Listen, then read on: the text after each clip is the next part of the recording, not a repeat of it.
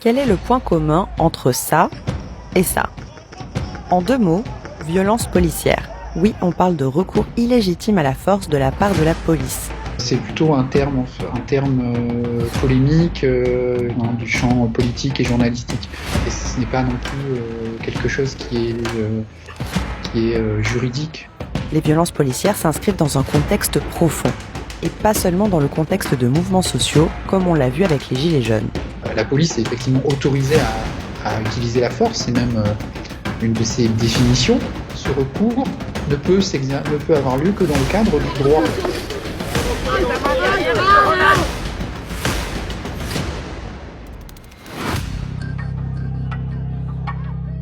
Aux États-Unis, on parle de police brutality dès le 19e siècle. Ce qu'on nomme violence policière touche dans sa grande majorité les catégories les plus précaires de la société. Et cette répression a pu avoir des conséquences, comme le soulèvement de Stonewall en 1969 à New York, ou encore le mouvement pour les droits civiques dans les années 60. Et en France alors, à partir de quand a-t-on commencé à parler de violence policière? Jusqu'au début du XXe siècle, c'est l'armée, très largement en France, qui assure le maintien de l'ordre lors des mouvements sociaux. Au XIXe siècle, si vous voulez, ces questions-là sont un peu différentes. D'autant plus qu'on est dans des régimes qui ne sont pas à proprement parler des régimes démocratiques. Mais avec les débuts d'un régime républicain en 1870, plusieurs lois sont votées les années suivantes, sur la presse, sur la liberté d'association, sur les syndicats, etc. Et c'est au début du XXe siècle que les manifestations prennent la forme de ce qu'on connaît aujourd'hui. Mais on voit apparaître aussi autre chose. On voit des dénonciations de violences policières, alors pas dit sous ce terme-là, mais au moins depuis le début depuis que les manifestations sont apparues, si vous voulez, dans l'espace public en France, depuis le début du XXe siècle, à peu près. Côté conflits sociaux ou revendications politiques, ça va mieux. En revanche, pour le doctorant Anthony Pregnolato, l'histoire des dénonciations des violences policières se retrouve essentiellement dans les mobilisations de l'immigration post-coloniale et des quartiers populaires dès les années 1960. Le 17 octobre 1961, une manifestation d'Algériens et Algériennes est durement réprimée. Si le bilan officiel est de 3 morts, on en compte en réalité plusieurs dizaines. C'est la dernière fois que les forces de l'ordre auraient tiré sur des manifestants désarmés, en tout cas dans l'Hexagone. Mais on n'oublie pas mai 68. D'après l'historienne Ludivine Bantini, on compte 1138 blessés à Paris et 2 ouvriers tués dans l'usine Peugeot de Sochaux. Dans les années 80, les mobilisations comme Rock Against Police ou encore la Marche pour l'égalité contre le racisme dénoncent la répression policière. Le 6 décembre 1986, l'étudiant franco-algérien Malik Oussekine est mort sous les coups d'agents du peloton des voltigeurs motoportés, unité qui est dissoute à la suite du drame. Les associations et les militants continuent de dénoncer ce système, qui nécessite de sonder le rapport de la France à son histoire et au racisme. Mais comme le rappelle Anthony Pregnolato, les victimes de violences policières suscitent généralement peu l'attention médiatique en dehors de la catégorie faits divers pour 2 raisons principales. D'une part, elles appartiennent aux franges les plus marginalisées et d'autre part, il existe un traitement politique et médiatique stigmatisant qui reprend les cadres de représentation policiers et criminalise ces quartiers. Les proches de victimes de violences policières qui se mobilisent sont aussi criminalisés. Exemple avec Amal Bentoussi, attaqué en justice par Manuel Valls en 2014, ou encore la famille d'Adama Traoré. Sa sœur, Assa Traoré, va être mise en examen pour diffamation envers des gendarmes. Mais on peut remonter plus loin. La question d'impunité, la question de la mise en cause de la police, je dirais qu'il y a eu des progrès, en fait, depuis une vingtaine d'années. En 2018, l'IGPN a été saisie de 1180 enquêtes judiciaires, soit une augmentation de 8,8% par rapport à 2017. Vincent Denis précise aussi une chose. Dans les années 80, la police est aussi soustraite à l'autorité judiciaire, ce qui a renforcé son pouvoir et donc une certaine impunité.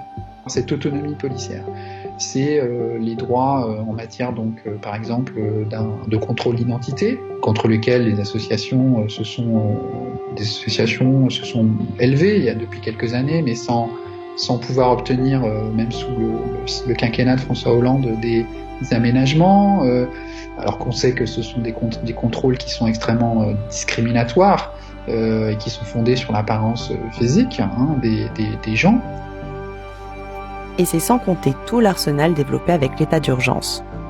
permet de placer des gens en résidence administrative, qui permet de prolonger les gardes à vue, et puis des mesures là aussi, par exemple celui de réunion en vue de commettre des actes violents par exemple, donc ce qui fait qu'on peut se retrouver en garde à vue, voire même déféré, simplement parce qu'on a un casque en manifestation.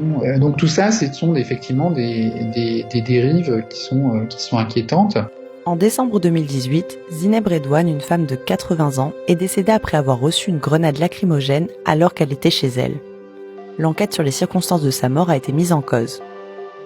En novembre 2019, le journaliste David Dufresne comptait 24 personnes éborgnées depuis le début du mouvement. 5 personnes ont eu la main arrachée. D'après un décompte du ministère de la Justice, transmis à l'AFP, 372 procédures ont été enregistrées dans toute la France. 109 ont été classées sans suite et 29 ont fait l'objet de l'ouverture d'une information judiciaire. Au 29 décembre 2019, on ne compte qu'une seule condamnation contre un policier pour violence volontaire. Certaines enquêtes ont permis d'identifier les responsabilités des policiers, alors que l'IGPN ne parvient pas, d'après elle, à identifier les responsables de certains actes. Mais comment expliquer cette violence ? Vous avez sans doute depuis quelque temps déjà une défiance entre les services d'ordre syndicaux, etc.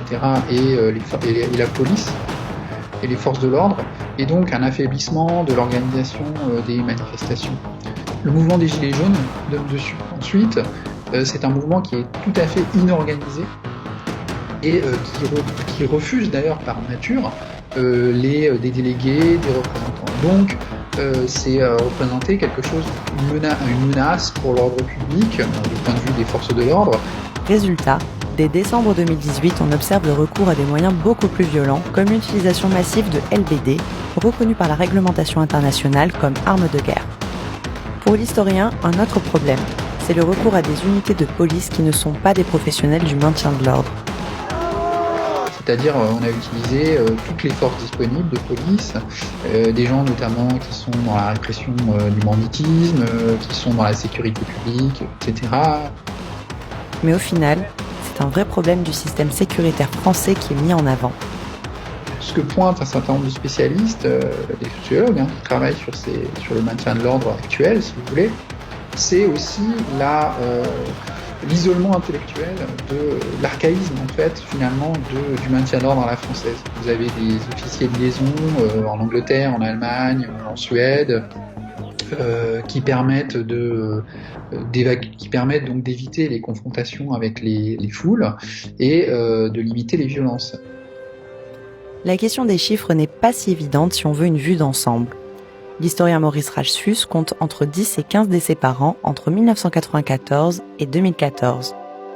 L'ACAT compte 26 décès entre 2005 et 2015, mais ne compte pas les décès survenus lors de courses-poursuites. Mais selon le média Bastamag, 676 personnes ont été tuées à la suite d'une intervention policière en 43 ans, soit près de 16 décès par an. Et en 2019, 26 personnes ont été tuées, dont 2 du fait d'agents en dehors de leur service. Les choses ne semblent pas prêtes de se calmer. Loopsider a publié le témoignage d'une jeune femme battue par des policiers en décembre 2019. Toujours en décembre, Mediapart a révélé aussi le témoignage d'une étudiante qui raconte avoir subi de graves humiliations, des blessures physiques et même un vol alors qu'elle était en cellule. Des journalistes, des activistes ont aussi été visés. Mais que fait la police ?